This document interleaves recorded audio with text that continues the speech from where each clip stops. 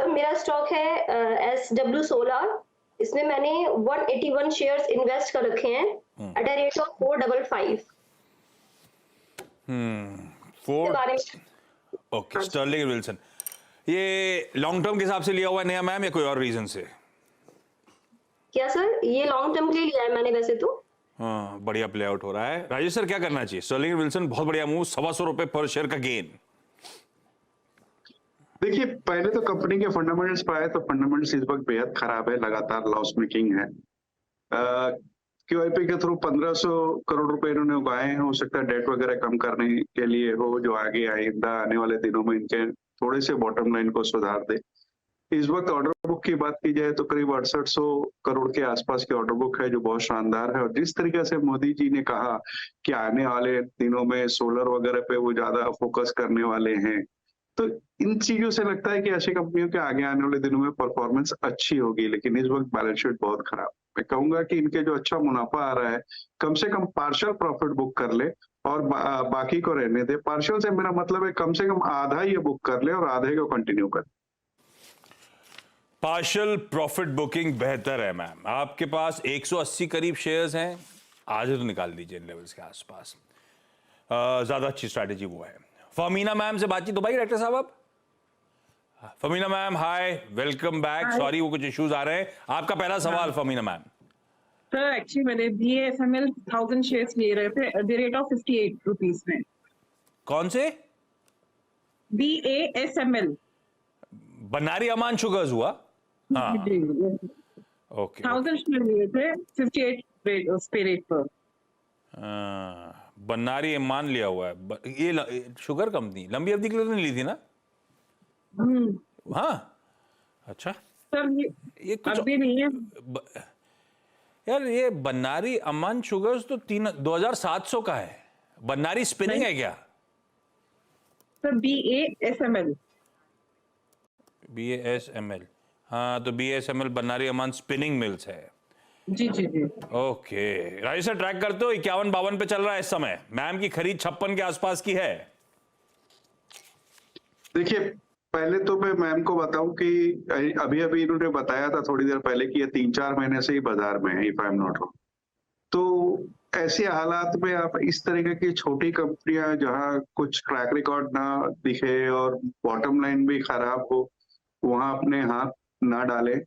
पहले आप थोड़ी सी अच्छी कंपनियों में निवेश करें, निफ्टी 50 की कंपनियों से प्रैक्टिस करें। थोड़ा दिन के बाद जब कॉन्फिडेंस बिल्ड हो जाए तो फिर ये स्मॉल कैप वगैरह में जाए। अब बनारी स्पिनिंग में आऊं तो कॉटन यार्न स्पिनिंग की कंपनी है जो साउथ इंडियन की है। मार्केट कैप सिर्फ 336 करोड़ रुपए के है, बहुत हाई डेट है, लगातार लॉस मेकिंग है।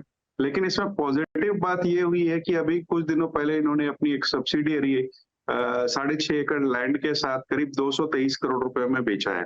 तो वो 223 करोड़ रुपए से अगर ये लोग डेट रिड्यूस कर देते हैं तो आगे आने वाले दिनों में हो सकता है बॉटम लाइन में सुधार हो जाए।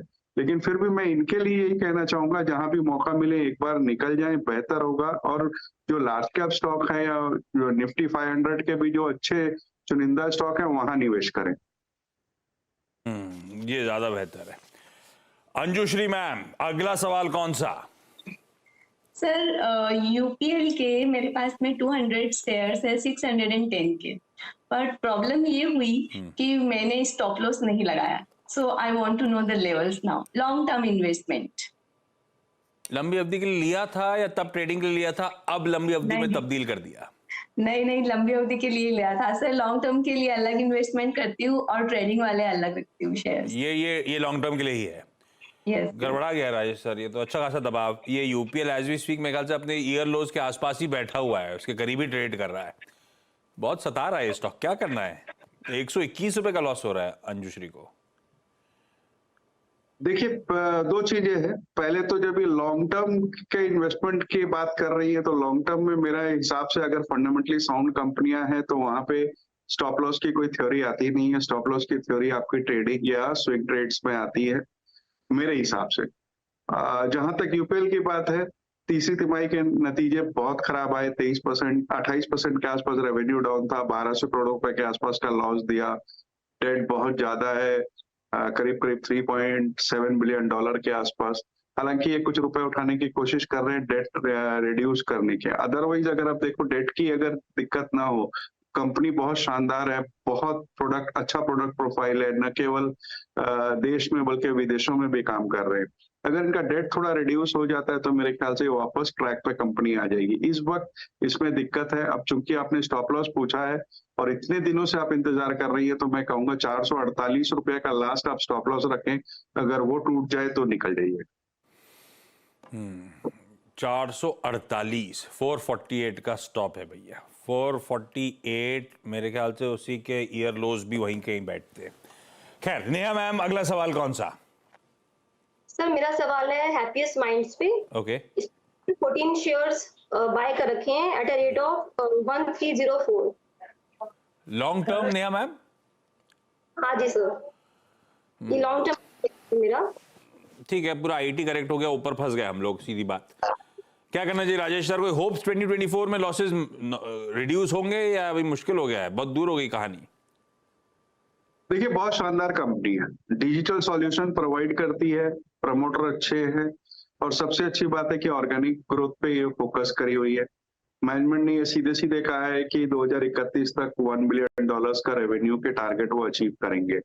सारे पायदान अच्छे। आपने जो कहा ना कि आईटी का मामला गड़बड़ा गया और ऊपर में फंस गए, वही हुआ है और कुछ नहीं। आप लंबी अवधि के लिए बनी रहे स्टॉक में। इन भाव में मुझे लगता है कि सारे नेगेटिव्स ऑलरेडी डिस्काउंटेड है। होल्ड करना है, सारे नेगेटिव्स ऑलरेडी डिस्काउंटेड। आपने इतना पेन देख लिया है तो अब निकलने का समय नहीं है, अब तो होल्ड करने का समय है। शायद समीकरण यहां से सुधरे। Fahmina ma'am, Anjushree ji, Neha ji, thank you so much आप सबका जुड़ने के लिए। राजेश सर, ब्यूटीफुली सारी क्वेरी सॉल्व करने के लिए आपका भी धन्यवाद। कोई देखी क्या आपने वो, ये देखी वो जो जिसमें वो रोबोट बनी है, नाम बड़ा कंफ्यूजिंग है, मैं भूल गया। दिल ले गई जिया। हाँ जो भी, ये देखी क्या आपने? शाहिद कपूर वाली। हाँ नहीं, अच्छी बनी है और मैंने उसके साथ फाइटर भी देखी। हाँ। ये दो देखी मैंने इस वीक में। तो इसी वीक निपटाई दोनों? हाँ, इस वीक में निपटाई मैंने।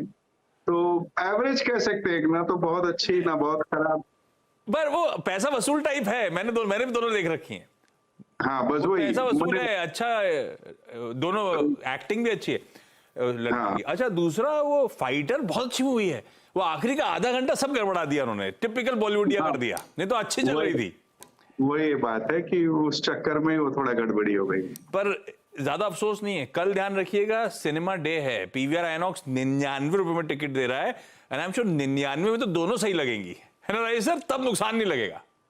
बट हमारे लिए नहीं हो सकता ना, हमारे तो फिर कमाई का अड्डा में हाजिरी भरनी है। नहीं, अपने लिए नहीं है, अपन ने तो देख लिया, फिर से क्या देखेंगे? जिन्होंने नहीं देखी उनके लिए कह रहा हूँ 99 रुपीज में कल ऑफर है भाई, वेबसाइट पे लॉग इन करो और अपना टिकट बुक कर सकते हो आप। ब्रेक ले रहा हूँ Rajesh sir, thank you so much. Quick छोटा सा ब्रेक के उस पार एक क्विक मार्केट चेक।